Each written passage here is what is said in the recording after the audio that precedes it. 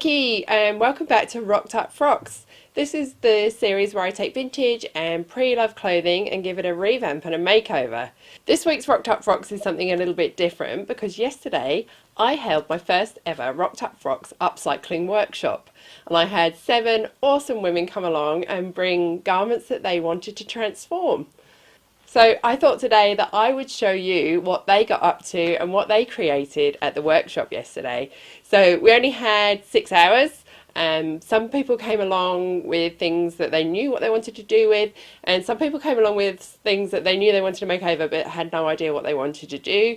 I took a whole bunch of stuff with me as well, like studs and crystals and lace and all sorts.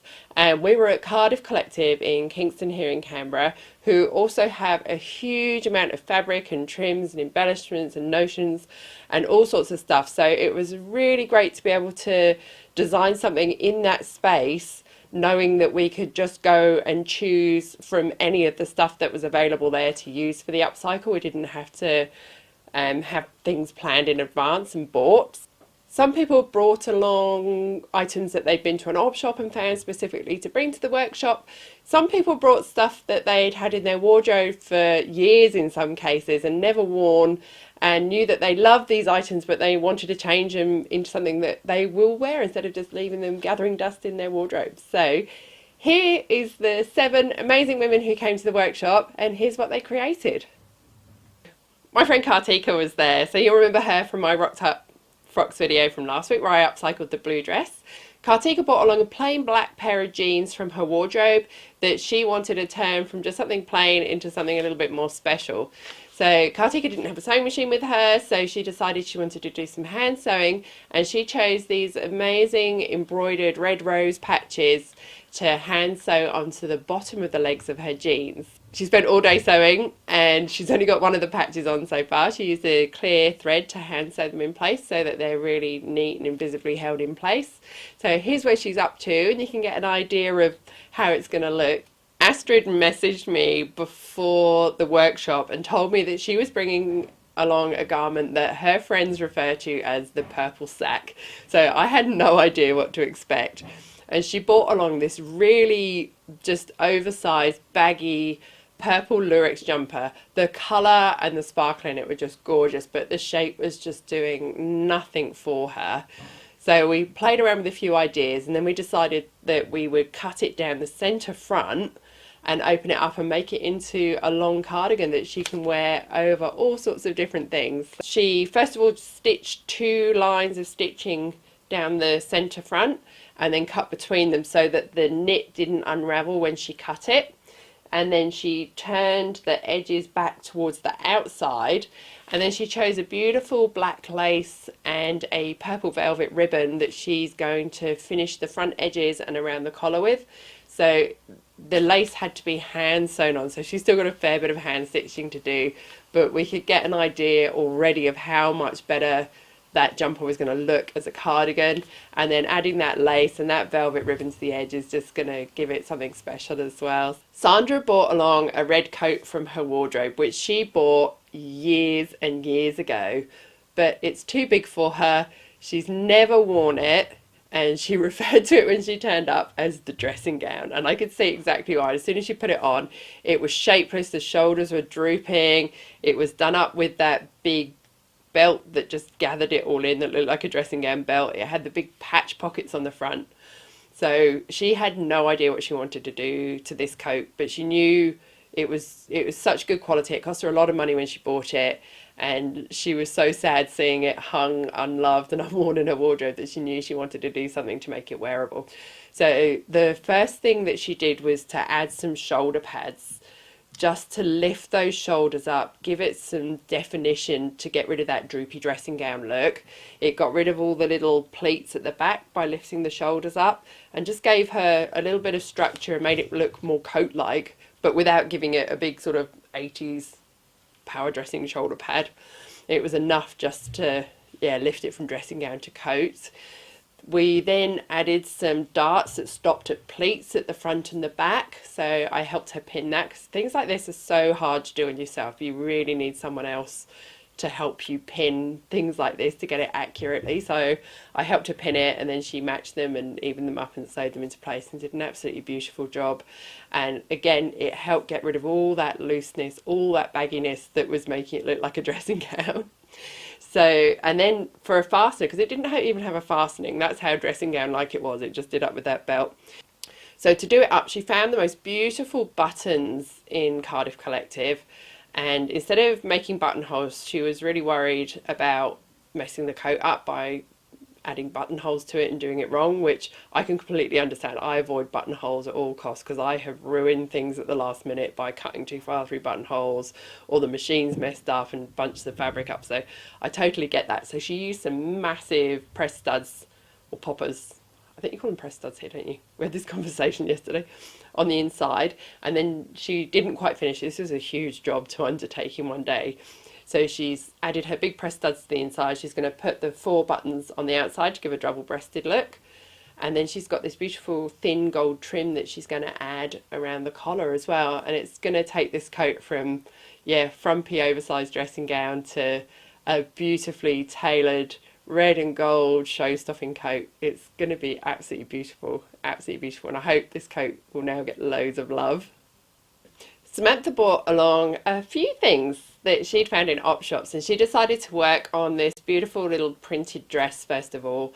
We were looking at it and we thought the pattern on it looked like stained glass, but she didn't like the length of it. So again, we went through to Cardiff to where they had all the fabrics and trims on sale, and she found this most beautiful black lace that added the length to it. The design in the lace echoed the patterns in the stained glass style print on the dress, and it just gave her the length she wanted, but without having to cut and add fabric and make it look, because sometimes skirts can look like they've been added to if you just add some more fabrics at the bottom. And then to blend it all together, she found this gorgeous tasseled trim as well, which she added around the bottom and around the neckline, and it just turned it from a nice dress. It was a lovely dress to start with, but it turned it into something really special, really unique, and really beautiful. And then she was finished so quickly because she didn't need to do any alterations or changes. She was finished pretty quickly. So she also brought along this silk dress, which was another op shop find, and she loves the skirt, but she's not keen on the top. So she started to work on a different top part for it, which is probably going to be a beautiful shot red and black chiffon. And then she's going to use the skirt from this dress to create a completely different look. And I'm really excited to see what she does with it. Helen brought along this gold top that she's had hanging in her wardrobe. It still had the tag on it. She's never worn it. She hated the sleeves. She didn't like the square neckline, so she knew she wanted to take the sleeves off and replace them with something, which was quite tricky given the cut of the top. Again, she went through all the fabrics at Cardiff and she found this black stretch mesh to use for the sleeves. So we took the old sleeves off. I helped her make a new pattern, and we made just one sleeve up and tested it and see if it was going to work, and it did. It looked great. And then she cut the second sleeve. She used the edge from the original sleeves to add a gold band around the bottom of the sleeves just to make it look like they weren't so added on as well. I think that really tied it together. And then to change up the square neckline, she cut a curve of the mesh to go behind the square neckline, which she cut 2 pieces, seamed them and turned them back on each other to give it that finished edge, stitched it behind the square neckline, and then she found a beautiful sequined flower trim, which it's only pinned on here, but once she's hand sewed that into place, again, it's just transformed this top from something that she bought because she loved the fabric but was never the right shape for her.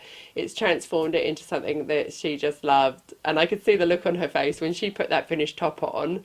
Yeah, her face just changed completely. So I just love that people were bringing stuff from their own wardrobe, stuff that has just been hung there that they kind of like but it's not quite right, and transforming it into something that they completely love. Chris brought along a jacket which was her mum's from the 80s, and it was so 80s. It was black. It had these huge pleats in the shoulders. It had these huge sleeves. It had lace all over it. And the fabric itself is gorgeous. It was the cut and the size and the bagginess of it and that band gathering in around the bottom made it 80s. What she decided to do was she took the bottom off. She decided to undo the 3 darts along the shoulders, and once it opened up there was so much fabric, so she ended up having to take the sleeves out as well because she needs to cut it to be able to put the sleeves back in.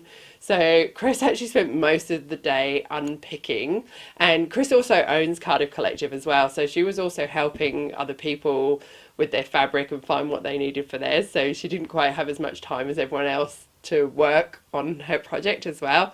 But I think this has got such great potential. The fabric's fabulous, the lace trim on it's fabulous, and it's got the potential to be something really awesome once it's lost that 80s shapelessness from it. And she's really excited to show her mum what it's become as well, and that it's being loved. So that's something else that I really love about upcycling, is that you can take pieces that are not your style but have got sentimental value, and then use them to make something that suits you, but you know where that's come from, and you know the history of that garment, and I think that's really, really special. Adele brought along a black jacket from her wardrobe, which was a gorgeous black jacket just as it was, but she wanted to make it just next level special. So she knew that she wanted to make that little frill around the bottom stand out. So she'd already bought some black satin and some black net to add some volume. Gathered part at the bottom of the jacket and at the bottom of the sleeves are actually detachable. They attached with buttons, but she said she was never going to wear it without it, so she decided to get rid of the buttons and stitch it on so it was all part of it. So she copied the size and shape of the original sleeve bottoms and of the frill around the bottom of the jacket, and to cut her satin and her net, but she cut them longer and then gathered them onto it and stitched it all together on the jacket, and it's just given it this beautiful bustle feel, and just the way it makes the bottom of the sleeve stand out as well. She just used the satin on the sleeves, not the net. It would have been too much and too stiff. The satin by itself was enough to give the sleeves volume and make them stand out. And then again she went and she looked at all the trims at Cardiff, and originally she'd picked some beautiful pink and gold flowers to use as a trim around the join, and then Kartika actually found the trim that she ended up using, which was cream and dark red with black ribbon behind it. And as soon as she pinned that on, it just took it to the next level. She's going to get stopped in the street and people are going to ask her whether she bought this jacket. It is just something else, absolutely something else. And again, you could see her face as soon as she put it on. She just loved it. And I think it's just sensational. And it just shows you that upcycles don't have to be super complicated redesigns. Some trim, some net, and just changing something as simply as that can make a huge difference. So I hope you enjoyed seeing what everyone got up to at the workshop. I do have another workshop on next Sunday, the 27th of May, and there's still some tickets left for that. And hopefully, if these workshops keep being popular, I will continue to do them in the future as well. So make sure you go and check out my Facebook page, because I upload event pages there every time I've got events coming up, and you'll be notified of new workshops as they happen here in Canberra. Maybe one day I can do one outside of Canberra as well, but for now, yeah, I'm going to keep them in Canberra for now. But maybe one day somewhere else would be really, really cool. Please subscribe to my channel if you haven't already. Please like this video, give it a thumbs up, leave a comment, and let me know what you think of the amazing work that these ladies did at the workshop yesterday. And I can't wait to show you what happens at next week's workshop. I'll be back soon with more videos. See ya!